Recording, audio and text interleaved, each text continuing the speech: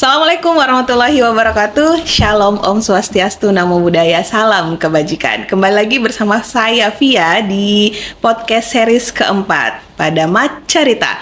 Wawasan ditutur, kebijakan ditebar. Kali ini semua sahabat BDK, kita akan mengangkat satu tema yang sangat menarik. Tema kali ini kita mengangkat menjaga marwah akreditasi antara regulasi, etika, dan praktiknya. Wah, menarik ya Bapak Ibu. Terlebih lagi kita yang berkecimpung di dunia pendidikan pasti akan selalu dibayangi oleh akreditasi. Mungkin setiap 5 tahun atau mungkin setiap 3 tahun kita akan melakukan akreditasi kembali.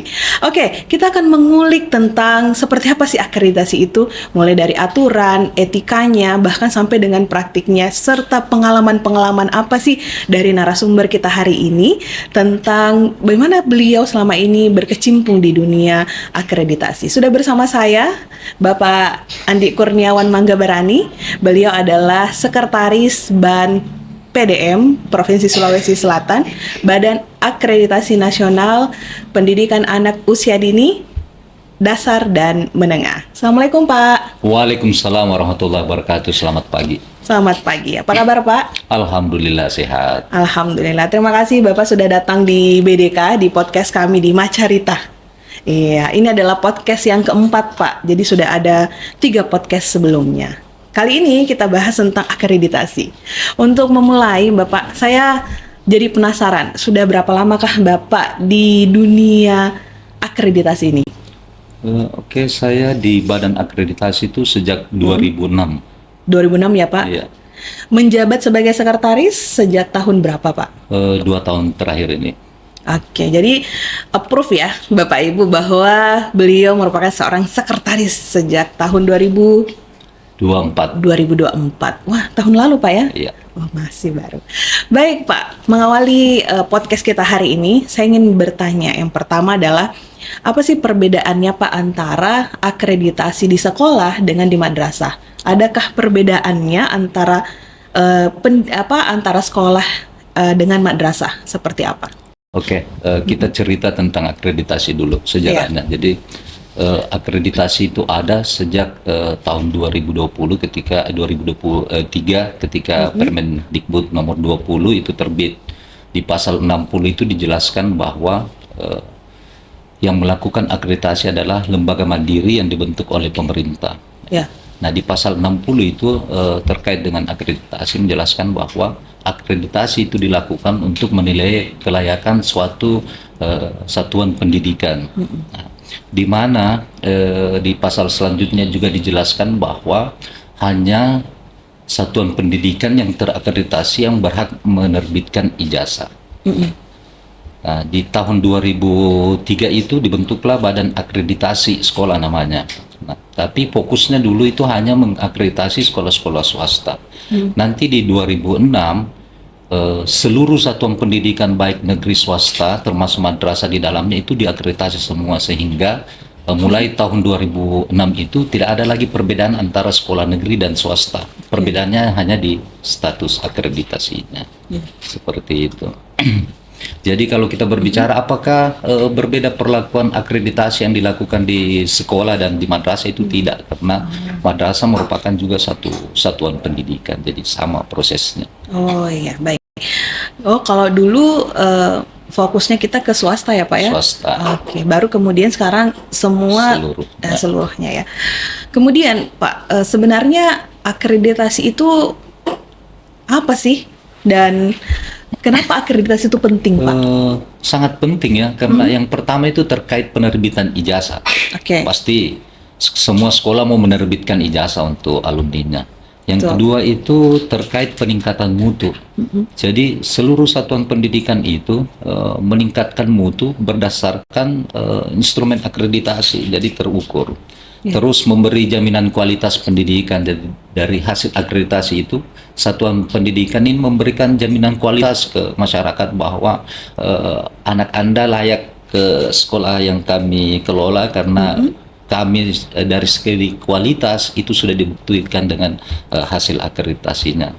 Nah, yang berikutnya terkait persaingan sehat. Nah, persaingan sehat kan begini, tidak semua juga sekolah negeri itu terakreditasi. Ada loh sekolah yang negeri tidak terakreditasi, sehingga dengan adanya akreditasi ini mendorong persaingan di satuan pendidikan untuk mereka berbenah dari segi kualitas. Jadi mereka ini berlomba-lomba memperbaiki kualitas satuan pendidikannya. Yang berikutnya terkait kepercayaan atau tanggung jawab satuan pendidikan ke orang tua siswanya. Yeah. Jadi proses akreditasi ini menggunakan satu instrumen untuk semua jenjang pendidikan. Oke, berarti tadi dikatakan bahwa akreditasi ini penting terkait dengan masalah penerbitan ijazah, apalagi masalah kualitas.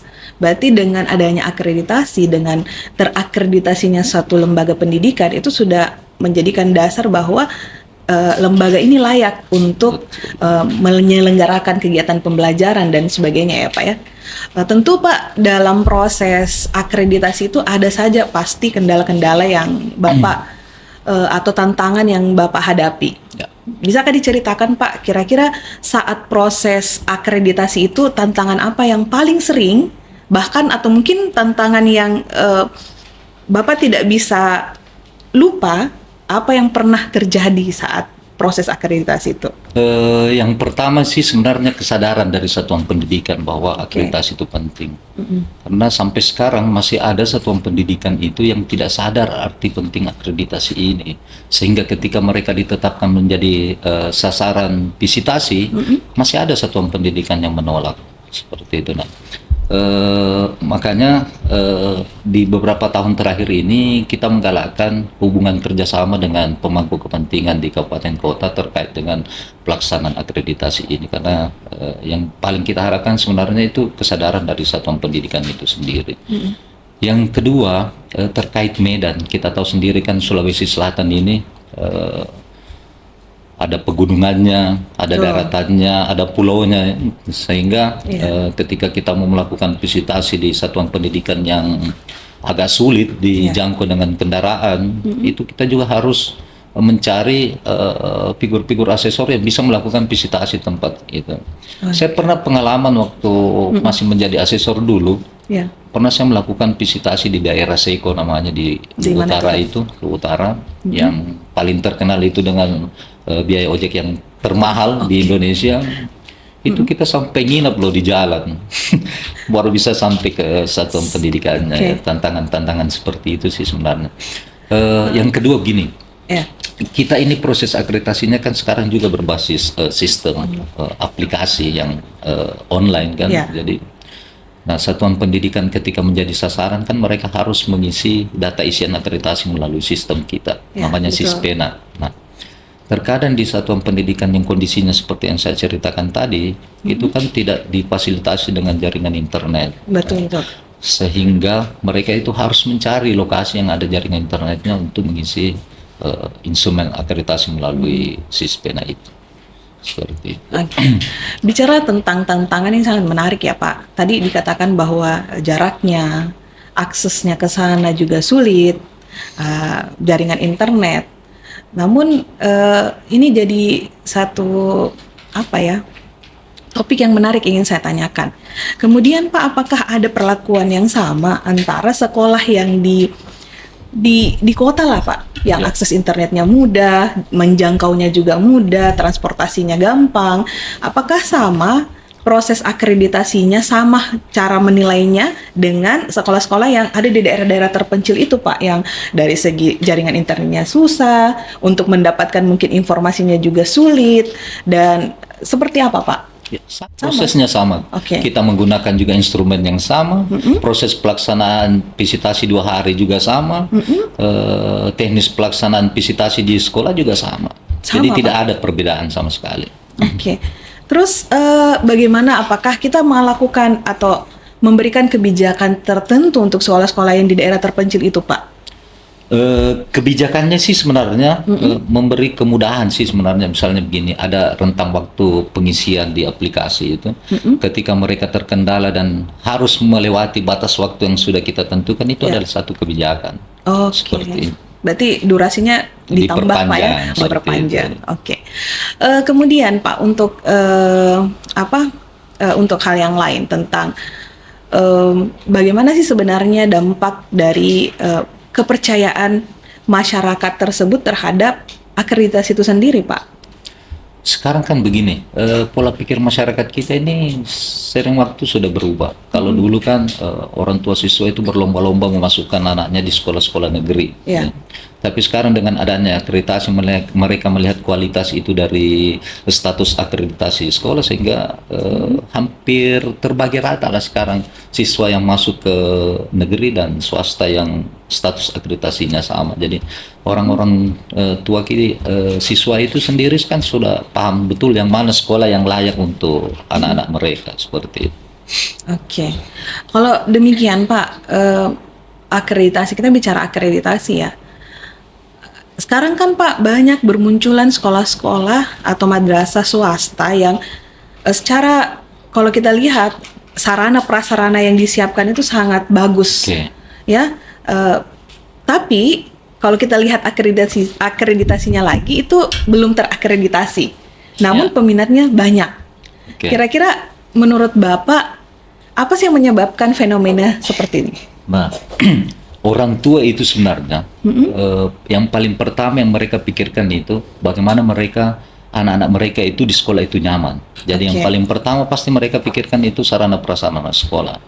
Nah, tetapi mereka tidak berpikir bahwa dengan sarana yang bagus belum tentu kualitas pendidikannya bagus, seperti itu. Makanya sebenarnya selalu kita sampaikan ke satuan pendidikan bahwa hasil akreditasi ini penting. Ada hasilnya dipublis itu penting karena menjadi daya tarik orang tua siswa untuk menyekolahkan anaknya di satuan pendidikan yang mereka kelola. Yang ini terus yang kita sosialisasikan ke orang-orang tua siswa sehingga pola pikir itu berubah. Nah, gini, sekarang kan itu instrumen penilaian akreditasi itu ada 4 komponennya. Oke. Dan hasil akreditasi itu kita publish. Jadi orang tua siswa itu bisa melihat hasil akreditasinya, kelemahannya satuan pendidikan di mana, plusnya di mana, melalui web Banpedem ini. Yang pertama yang dinilai di satuan pendidikan itu adalah kinerja pendidik. Oke. Jadi instrumen akreditasi ini betul-betul mengukur kinerja pendidik di satu satuan pendidikan, sehingga sekarang itu ada fenomena begini. Ada satuan pendidikan yang dari segi sarana prasarana Oke. tetapi setelah dilakukan akreditasi itu tidak terakreditasi A. Oke. Ada satuan pendidikan yang sarana prasarananya cuma pas-pasan, tetapi pengelolaannya itu bagus, itu terakreditasi A, seperti itu. Karena memang seperti itu, nih. Terkait dengan sarana prasarana, kalau yang menggunakan instrumen yang dulu memang ada itu satu standar sarana prasarana itu harus terpenuhi. Betul. Nah, kalau yang sekarang ini tinggal 2 pertanyaan terkait sarana prasarana. Oke.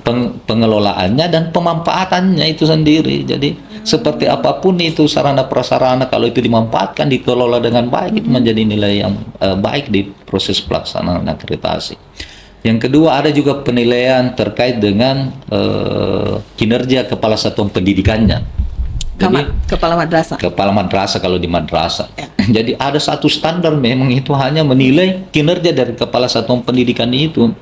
Terus ada penilaian terkait dengan iklim lingkungan belajar. Jadi ini teramati pada saat proses pembelajaran, terus pengamatan sarana prasarana lingkungan satuan pendidikan di proses pembelajaran, dan terus ada terkait dengan hasil belajar. Jadi di penilaian akreditasi itu sekarang intinya sebenarnya begini, hasilnya yang mau dilihat. Kalau sebelum-sebelumnya itu kita berbicara dokumen, ya kalau 8 standar itu ada semua itu dokumen yang harus dipenuhi. Tetapi sekarang itu tidak, ada dokumen. Tetap kita mencari proses dokumen itu ada di satuan pendidikan itu prosesnya seperti apa. Oke, bisa diperdalam lagi Pak prosesnya. Jadi kan kita begini, simulasi lah Pak. Jadi kan ada itu satuan pendidikan hanya menyiapkan dokumen ketika mau diakreditasi. Ya, betul. Nah, sehingga mereka itu pinjam. Ada yang pinjam file, terus merubah, bahkan ada yang memang file yang sudah jadinya diambil tinggal di print. Tinggal ubah nama sekolah. Ubah nama sekolah. Nah, sekarang itu tidak, karena proses sampai dokumen itu ada di sekolah itu dicari. Dengan cara? Begini, misalnya begini, Ya, kalau oke. kita berbicara kurikulum, Iya. kenapa ini kurikulumnya ada? Siapa yang susun ini kurikulumnya? Oke. Terus proses penyusunannya kurikulumnya seperti bagaimana? Ada kegiatan rapatnya dulu waktu disusun ini kurikulum? Siapa tim pengembang kurikulumnya? Seperti Oke. itu. Terus ketika itu dokumen ada, ini dokumen dipakai tidak? Cara membuktikan dokumen itu, misalnya di proses pembelajaran di kelas, ada modul ajarnya. Kalau kita pakai kurikulum Merdeka, kalau pakai K13 kan pakai RPP. Ya. Itu RPP, memang tidak guru yang mengajar itu yang membuat. Apakah pada saat pembelajaran di kelas membawa tidak RPP yang temanya di hari itu? Kan kelihatan kalau bukan dia yang buat RPP-nya atau modul ajarnya. Ya. Berbeda yang dituliskan di RPP-nya dengan apa yang disampaikan di proses pembelajaran itu. Oke. Nah, berikutnya hasilnya dilihat. Dari hasil pembelajaran menggunakan RPP yang disusun itu guru, cocok tidak? Seperti apa yang diinginkan oleh RPP-nya, seperti itu. Jadi kelihatan semua nanti prosesnya. Oh ya, betul. Ya, ini menarik Pak. Tadi mengatakan bahwa ada sekolah yang sarana prasarananya sangat bagus, ternyata setelah diakreditasi tuh hasilnya ya tidak di A atau unggul. Kemudian ada yang biasa saja secara sarana prasarana, ternyata setelah diakreditasi mampu mencapai predikat paling tinggi. Oke. Sebenarnya akreditasi sekarang Pak fokusnya kemana? Apakah di prosesnya atau di apanya Pak? Karena seingat saya juga pernah diakreditasi waktu masih honorer dulu. Yang penting di dokumen yang kita siapkan di 8 standar itu lengkap, di atas meja sudah full dengan berkas-berkas. Biasanya di proses micro teaching ya, biasa pendampingan. Ya, pendampingan atau kunjungan ke kelas, dilihat guru-guru yang dipilih mengajar hari itu, biasanya hanya sekilas saja. Ya. Kemudian terkadang ya Pak, namanya kita ingin mendapatkan nilai yang tinggi, jadi kita sudah setting lah. Nanti anak-anak yang ini ya yang bertanya, prosesnya akan seperti ini, ya biasanya seperti itu Pak. Kira-kira menurut Bapak, sekarang apakah prosesnya masih sama atau ada yang berbeda? Jauh berbeda. Oke. Ya, saya masih jadul, Pak. Kita kembali ke pertanyaan sarana prasarana. Nah, jadi begini, ada satuan pendidikan, Ya. terutama yang swasta ini ya, yang sudah dibekali dengan sarana yang wow dari yayasannya, Betul. tetapi itu tidak dimanfaatkan dan dikelola dengan baik. Oke. Ada laboratoriumnya, memang ada. Peralatan lengkap, tetapi itu tidak pernah digunakan secara maksimal. Oke. Jadi tampilan sebenarnya. Jadi kalau kamera kalau dulu itu 360, jadi bagus nih gambarnya, Iya. bagus nih tampilannya, tapi itu tidak digunakan. Nah, Oke.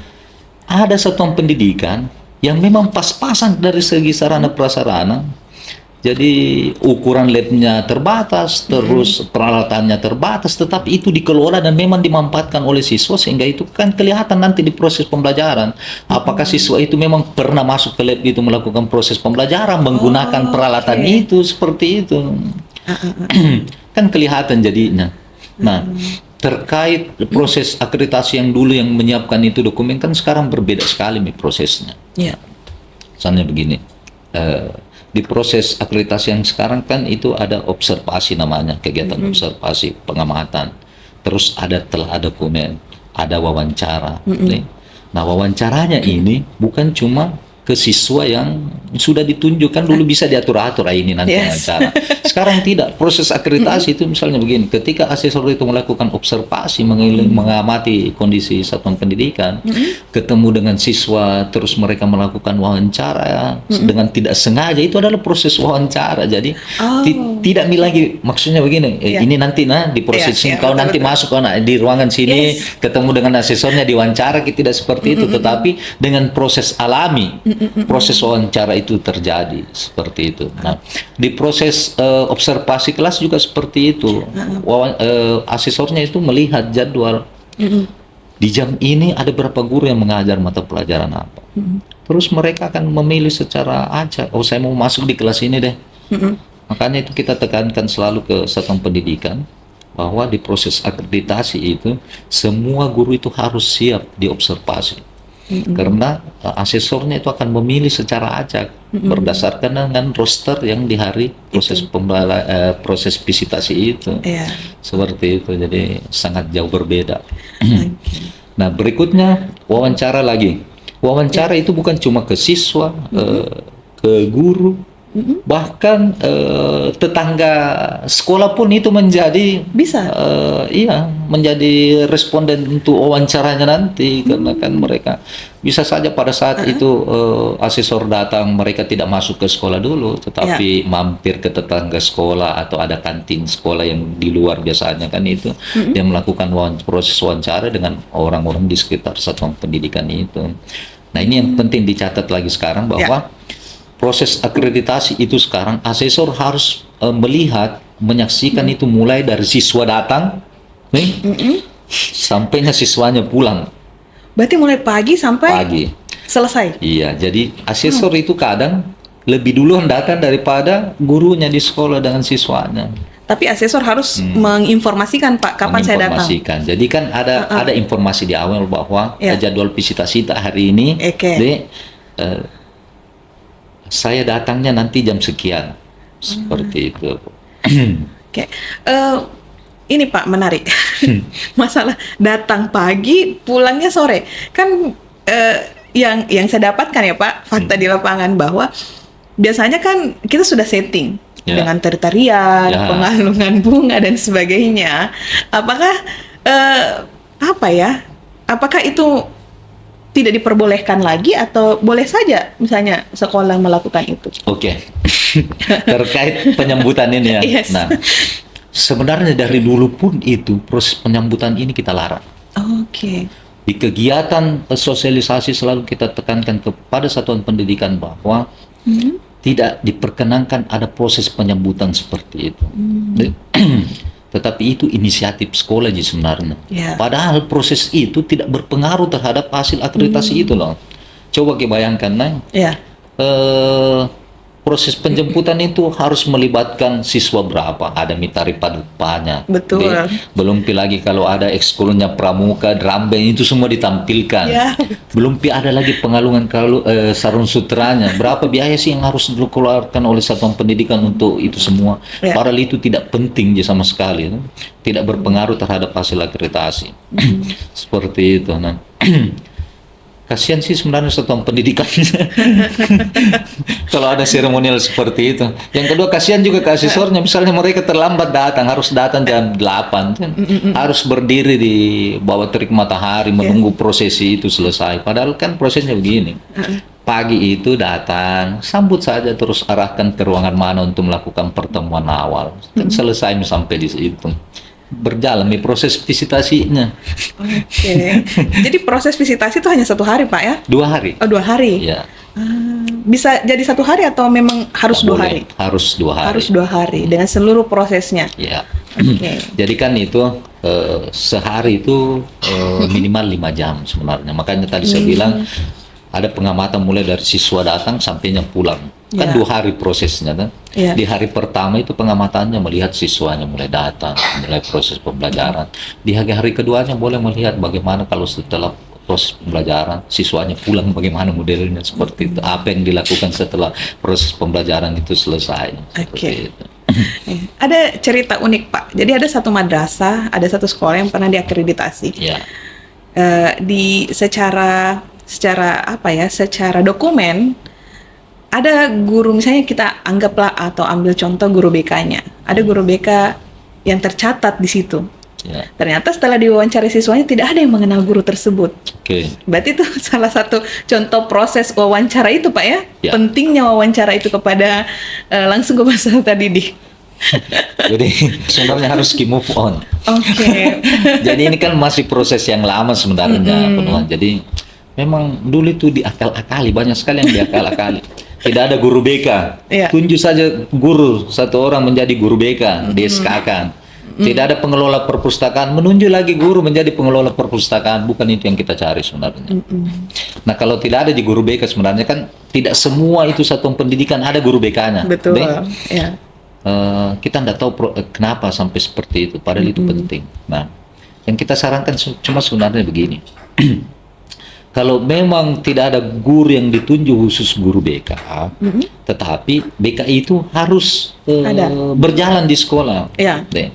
Kan ada wali kelasnya. Oke. Deh. Wali kelas itu bisa berperan menjadi guru BK. Kalau memang kondisinya tidak ada guru BK-nya, Ya. seperti itu. Itu bisa ya Pak ya? Bisa. Oke, baik.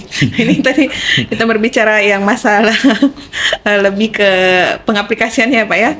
Mungkin ingatan saya masih yang lama-lama Pak. Sekarang sepertinya sudah tidak seperti itu lagi ya Pak. Oke, terkait akreditasi Pak. Apakah ada pengaruh atau dampak dari misalnya sekolah ini mendapatkan predikat A, B, atau C, atau D, atau apapun itu. Apakah ada dampak terhadap sekolah tersebut? Entah itu dari pendanaan, apakah penerimaan siswa barunya, atau seperti apa? Oke. Iya. Terkait itu, yang paling berpengaruh sih sebenarnya ke satuan pendidikan yang jenjang SMA sederajat.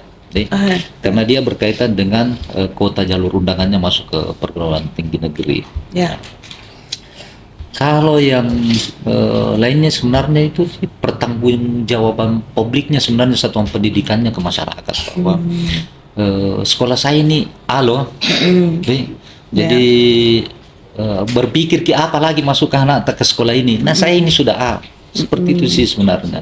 Terkait dengan penyaluran bantuan, sebenarnya tidak ada dampak signifikan bahwa dia ini A, B atau C. Jadi, selama satuan pendidikan itu terakreditasi, dia layak mendapat bantuan.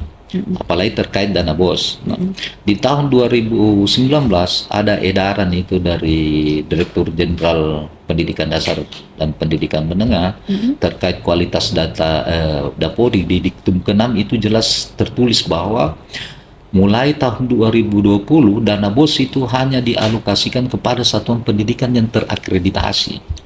Ya seperti itu. Nah, ini tidak tersosialisasi sebenarnya. Jadi kelayakan menerima dana BOS itu catatannya harus satuan pendidikan yang terakreditasi. Nah, terkait dengan kebijakan pemerintah juga sekarang terkait dengan ijazah elektronik, kan persyaratannya juga harus sekolah yang terakreditasi. Makanya di tahun 2025 ini kemarin BanPDM itu melakukan satu terobosan karena kan ada satuan pendidikan yang sudah menamatkan kemarin ini tetapi belum diakreditasi karena memang proses akreditasi belum berjalan pada saat mereka itu menamatkan, itu diberi kebijakan diberi status akreditasi sementara. Sehingga seluruh satuan pendidikan yang baru yang sudah menamatkan tahun ini itu semua berhak menerbitkan ijazah karena mereka sudah semua punya status akreditasi sementara yang berlaku sampai Desember ini. Tetapi itu cuma berlaku sampai Desember. Jadi mereka tahun itu ini. kan ya. Jadi tidak ada perbedaan. Seluruh yang baru itu terakreditasi C semua. Sampai saya pernah ditanya sama satuan pendidikan, Pak, masa C ini status akreditasiku, Pak? Karena lihat mungkin kondisi sekolah aku, Pak. Lihat mungkin kondisinya seperti bagaimana, masa C? Saya bilang begini. Ini adalah kebijakan. Kebijakan ini sebenarnya menguntungkan satuan pendidikan. Coba mungkin kalau tidak dikasih ke status akreditasi sementara tahun ini lulusan bagaimana ijazahnya? Seperti itu. Jadi terima mungkin ini sambil kita proses pelaksanaan akreditasi nanti di tahun 2025. Jadi setelah proses akreditasi berjalan, hasil yang sudah ditetapkan itu menggugurkan status akreditasi yang sementara itu. Jadi tanya reakreditasi apa ya? Bukan akreditasi baru namanya. Akreditasi baru. Nah, Kalau berbicara reakreditasi lagi, nah ini juga ini menjadi kendala sebenarnya. Menarik ya. Karena kuota visitasi berdasarkan anggaran pemerintah itu tidak pernah cukup setiap tahun. Jadi kalau misalnya tahun ini Sulawesi Selatan itu ada hampir 3.000 satuan pendidikan mulai dari PAUD sampai ke SMA sederajat itu berakhir akreditasinya di tahun ini. 3.000 Pak? 3.000-an. Terus? Hampir 3.000. Cuma pemerintah mampunya mengalokasikan anggaran di Sulawesi Selatan itu hanya untuk 540-an satuan pendidikan. Bagaimana nasibnya ini yang 2.000 lebih? Iya, jadi bagaimana Pak? Makanya BanPDM itu membuat kebijakan baru lagi bahwa satuan pendidikan yang tidak menjadi sasaran akreditasi itu diperpanjang otomatis status akreditasinya tanpa melalui proses visitasi sampai 5 tahun. Jadi begini, proses ini ada prosesnya melalui pembacaan data kinerja. Nah, pembacaan data kinerja itu membaca data rapor pendidikan satuan pendidikan 5 tahun terakhir ditambah dengan data Dapodik dan data emisnya. Nah, apabila satuan pendidikan itu berdasarkan rapor pendidikan terus data Dapodiknya itu ada unsur bahwa satuan pendidikan ini turun ke kinerjanya, itu yang menjadi sasaran akreditasi untuk divisitasi seperti itu. Nah, yang data kinerjanya mengindikasikan bahwa satuan pendidikan ini baik-baik saja, itu kita perpanjang secara otomatis 5 tahun. Tapi secara aturan mereka harus diakreditasi kembali. Harus. Tapi karena ini merupakan karena memang status akreditasi kan itu ada periodenya per 5 tahun. Nah, kalau kita mau visitasi ulang dan tidak ada anggarannya, berarti ada satuan pendidikan yang setelah 5 tahun itu statusnya menjadi BT belum diakreditasi. Seperti itu. Jadi kebijakan ini sebenarnya menyelamatkan satuan pendidikan. Betul. Baik, Pak. Ini kalau kita bicara terkait masalah ini terlepas dari anggaran ya Pak ya.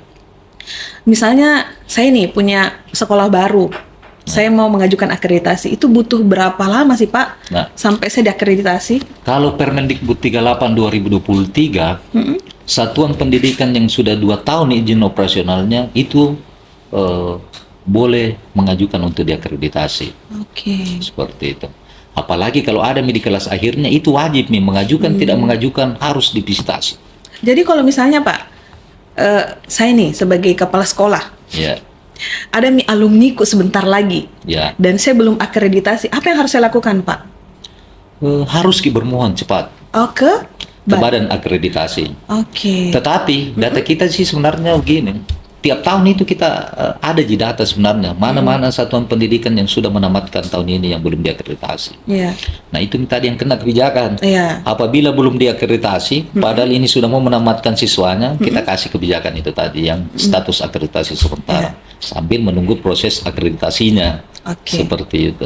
Jadi jangan takut satuan pendidikan yang baru tidak ada status akreditasinya, karena banyak kebijakan yang menguntungkan ke satuan pendidikan dari badan akreditasi. Seperti itu. Ingat ya Bapak Ibu, jangan takut.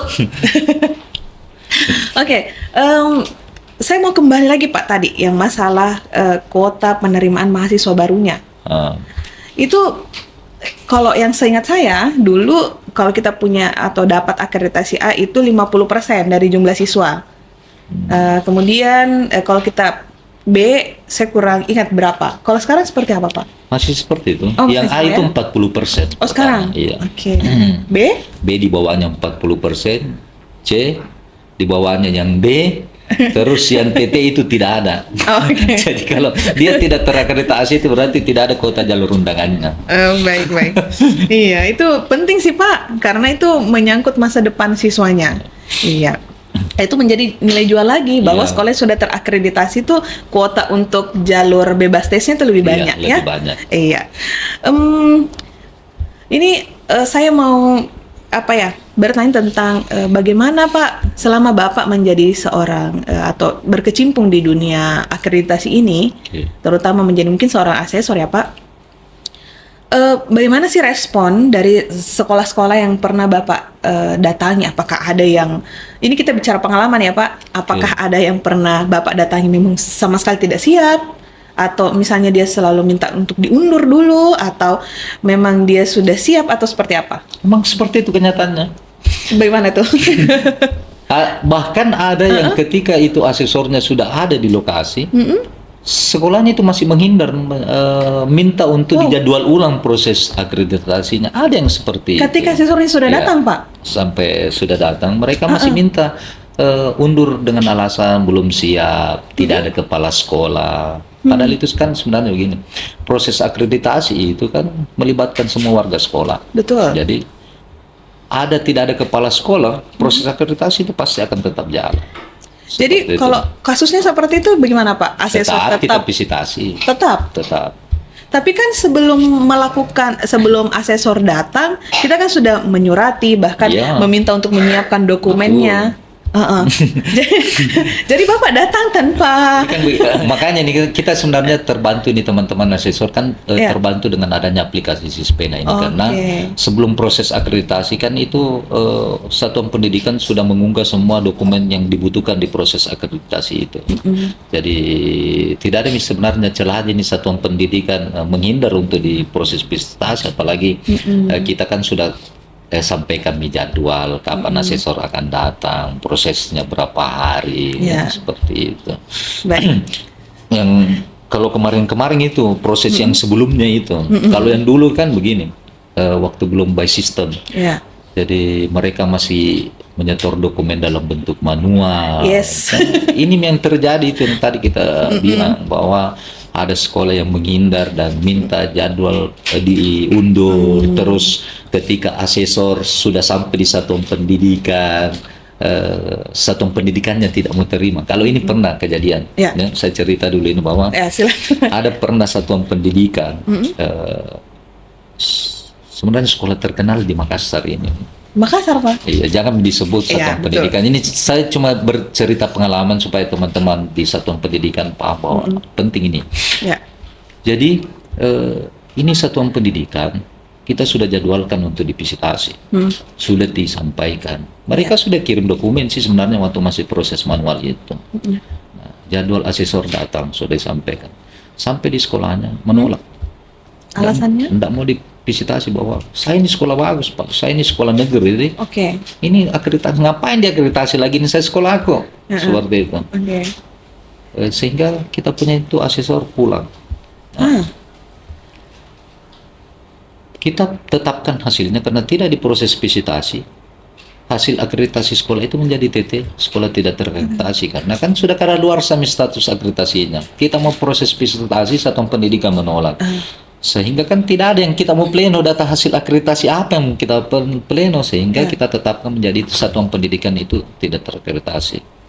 Nah celakanya salah satu petinggi yang ada di Makassar ini anaknya sekolah di satuan pendidikan itu. Wah. Nah, orang tua siswa ini dipindah tugaskan ke daerah Jawa.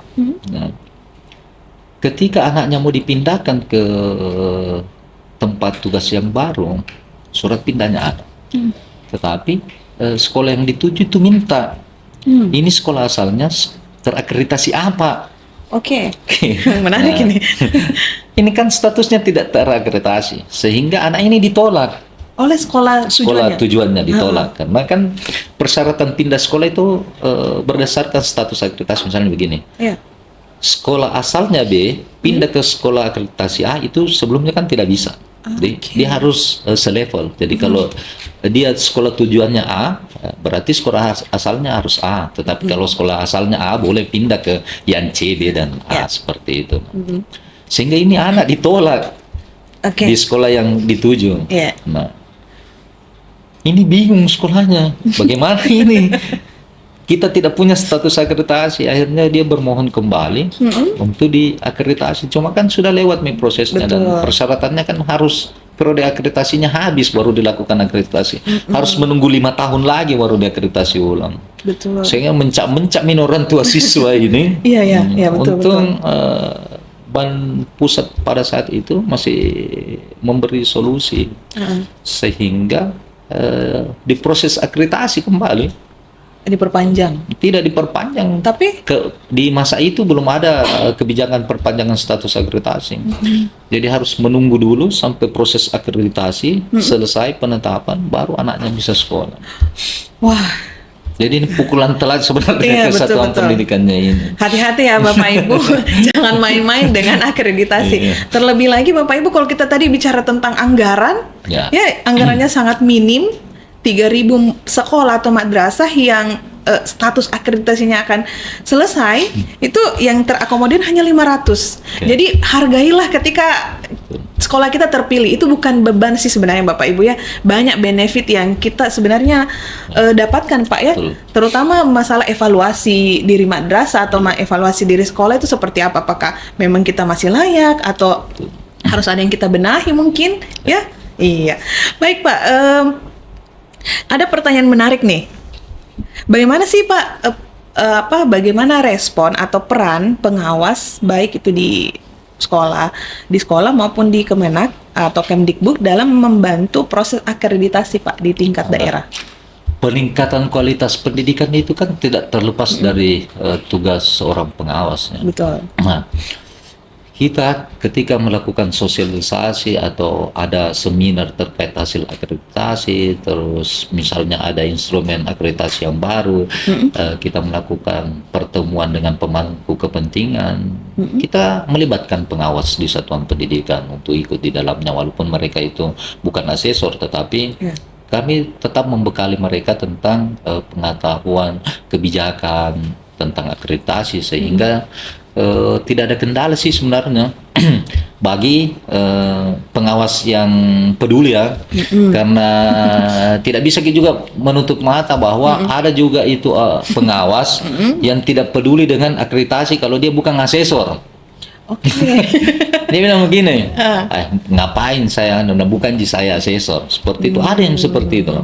Tetapi kalau pengawas yang bertanggung jawab terkait dengan mutu sekolah binaannya, pasti dia akan akan mencari tahu informasi terkait dengan akreditasi itu, apalagi kalau satuan pendidikannya belum terakreditasi atau berakhir ini masa periode akreditasinya, pasti dia akan berupaya untuk terlibat di proses itu. Betul. Oke, berarti kesadaran lagi Pak ya? Kesadaran. Tapi sejauh ini peran dari pengawas itu sendiri sangat ini ya Pak ya? Sangat mendukung sekali.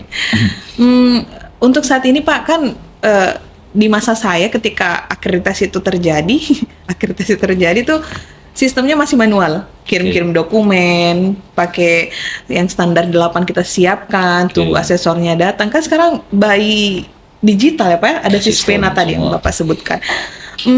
Apakah menurut Bapak, yang pasti Bapak dari tahun 2006 sampai hari ini 2025 melewati proses itu, perubahan-perubahan itu, apakah efektif Pak? Sangat efektif. Oke. Jadi efektif sekali. Karena kan itu prosesnya bahwa ada kan proses KPA namanya sebelum dilakukan visitasi. Nah, di KPA itu kan membaca dokumen unggahan yang disiapkan oleh satuan pendidikan. Jadi asesor sebelum turun ke satuan pendidikan itu kan sudah ada gambaran terkait dengan satuan pendidikan yang akan diakreditasi itu sebenarnya. Nah, kalau di proses manual kan dulu gitu kan dokumennya sampai segini. Karena asesornya itu malas membacanya. Betul. Nanti di proses akreditasi baru mereka cari satu-satu. Tetapi dengan basis sistem ini mereka di awal itu sudah mengetahui kondisi sekolah, sehingga di awal itu mereka sebenarnya sudah membuat catatan, nanti terkait dengan standar ini, terkait dengan komponen ini, indikator ini yang saya harus dalami di satuan pendidikannya, seperti itu. Jadi ini Ibu dan Bapak Kepala Satuan Pendidikan ingat kalau kita sudah menjadi sasaran akreditasi, ketika mengisi data isian akreditasi di Sispena, isi betul-betul sesuai dengan kondisi sekolah di faktanya, karena itu akan menjadi data awal bagi asesor yang melakukan tugas di visitasi di satuan pendidikan. Jadi ini memudahkan proses akreditasi karena ada data awalnya, sehingga nanti di proses akreditasi data yang dicari asesor betul-betul data yang mereka anggap ini saya belum temukan data ini di data awal, seperti itu. Nah, kalau kita mengirimnya tidak jelas di dokumennya bahwa ini untuk ini, terus yang kita upload tidak sesuai dengan permintaan indikatornya, itu sebenarnya memperpanjang proses visitasi nanti di satuan pendidikan. Bisa saja nanti selesai 2 hari proses akreditasi, masih ada lagi PR untuk melengkapi dokumen yang lainnya, seperti itu. Kalau boleh berbagi tips Pak, misalnya untuk sekolah-sekolah yang dari segi apa yang harus diupload itu, misalnya ada dokumen yang belum ada, pasti kan ada batas waktunya Pak untuk penguploadannya. Ya, sampai di batas waktu itu kemudian mereka tidak bisa menyiapkan dokumen itu. Apakah lebih baik kita kosongkan saja nanti supaya asesornya tahu bahwa di poin inilah kita masih dalam proses menyiapkan? Atau upload saja, yang penting terisi. Salah satu bentuk reformasi dari proses akreditasi dokumen. Jadi dokumen yang diminta sebenarnya di proses akreditasi itu adalah dokumen yang disiapkan oleh satuan pendidikan dan dipakai sehari-hari. Jadi tidak ada lagi nanti cerita bahwa ini dokumen, tidak ada, padahal karena itu memang dokumen-dokumen yang kita gunakan di sekolah sehari-hari. Jadi bukan dokumen yang disiapkan untuk dilakukan akreditasi, tetapi memang dokumen yang sudah ada di satuan pendidikan, sehingga tidak ada sebenarnya kendala di satuan pendidikan terkait menyiapkan dokumen yang untuk persiapan akreditasi itu, kecuali bagi satuan pendidikan yang memang malas membuat dokumen. Iya, ini saya lebih lebih dalami lagi di poin ini. Misalnya Pak, contohnya apa ya? Saya agak sulit memberikan contoh. Misalnya saja ada nih poin Pak yang di sekolah tersebut tidak melaksanakan atau tidak terlaksana. Ya. Nah, kemudian kita ingin dapat nilai tinggi, akhirnya kita berusaha menyiapkan itu, ataukah kita upload saja apa yang ada di sini. atau satuan pendidikannya harus berusaha supaya ideal sesuai dengan standar itu Pak, atau seperti apa? Jadi kan begini, saya bilang anak muda sekarang itu usaha tidak mengkhianati hasil. Oke. jadi kan begini, yang divisitasi, ini yang diamati, yang diobservasi kan itu keseharian di satuan pendidikan. Ya betul. Jadi kalau mau bagus hasil akreditasi, ya perbaiki memang kinerja dari sekarang. Nah, karena bukan yang kinerja yang 2 hari di proses akreditasi itu yang menentukan hasil akreditasi, tetapi kinerja yang selama ini yang kita Bapak Ibu lakukan di satuan pendidikan itu yang menjadi hasil akreditasi. Seperti itu. Berarti penting realita Pak penting. Ya, daripada idealisme. Jadi ini kan orang kan biasa itu fokusnya menyiapkan dokumen yang seperti ini, harus seperti ini dokumennya. Padahal itu dokumennya bukan itu yang dipakai untuk proses pembelajaran di satuan pendidikannya. Kalau bicara misalnya begini, RPP yang mana dianggap itu RPP di satuan pendidikan yang bagus? RPP yang ada catatan perbaikannya setelah dipakai untuk proses pembelajaran di satuan pendidikan. Itu yang dianggap bahwa ini RPP memang dipakai di satuan pendidikannya, bukan RPP yang dijilid itu yang tebal-tebal seperti ini toh, bagus sampulnya disimpan. Karena itu pasti menunjukkan bahwa dokumen ini tidak dipakai di proses pembelajaran. Tetapi kalau itu RPP yang pertemuan terus setelah dipakai ada catatan perbaikannya di bawah, oh ini lemahnya RPP ku di sini. Ini yang dianggap bahwa ini adalah RPP yang berkinerja. Berarti menunjukkan perbaikan-perbaikan itu, mengevaluasi itu sebenarnya lebih baik Pak ya. Daripada kita terlihat wah sempurna sekali. Oke Pak, wah menarik sekali nih. Tidak terasa sudah berapa menit ya. Oke Pak, ini mungkin pertanyaan terakhir. Jika ada satu hal yang ingin Bapak ubah dalam sistem akreditasi sekolah saat ini tuh kira-kira apa Pak? Gini, kalau kita melihat fenomena sekarang, banyak satuan pendidikan kan begini, bermohon untuk perbaikan status akreditasinya. Nah, yang sekarang itu di negara kita yang boleh melakukan akreditasi kan baru satu lembaga yang dibuat oleh pemerintah. Nah, harapannya sih sebenarnya ke depannya ini agak dilonggarkan. Kalau perlu ada satu lembaga mandiri, kayak PT punya kan ada badan akreditasi mandirinya. Jadi satuan pendidikan yang bermohon untuk perbaikan, untuk memperbaiki status akreditasinya, kalau tidak tercover di pemerintah boleh melalui lembaga mandiri itu. Seperti itu. Karena kan ini sekarang banyak bermohon, tetapi kan tidak bisa kita akomodir seperti itu, sehingga sebenarnya ini mau dibilang merugikan satuan pendidikan, sebenarnya tidak juga sih sebenarnya. Tetapi kalau satuan pendidikan itu memang butuh memperbaiki status akreditasinya, nah ini sebenarnya yang harus dibuatkan peluang sehingga mereka niatnya itu bisa tercapai seperti itu. Kalau sistemnya saja Pak yang disederhanakan, misalnya online saja. Kalau sistem sekarang ini sudah sangat sederhana saya rasa, apalagi kan banyak kebijakan-kebijakan yang pro dengan satuan pendidikan. Ada perpanjangan otomatis, terus ada kebijakan status akreditasi sementara. Jadi kalau itu sebenarnya itu sudah sangat wahmi untuk satuan pendidikannya. Jadi ini sebenarnya ini menjadi catatan karena banyak masukan dari satuan pendidikan. Pak, saya ini mau diakreditasi, saya bermohon untuk perbaikan, tetapi itu yang tidak bisa kita cover. Jadi mungkin dengan adanya lembaga mandiri yang swasta misalnya seperti itu bisa mengcover keinginan dari satuan pendidikan itu. Baik. Wah, Sangat menarik, Bapak Ibu, sahabat BDK, tentang mengenai akreditasi ini yang setiap tahun Bapak Ibu pasti ada sekolah-sekolah yang terlibat atau menjadi sasaran dari akreditasi itu.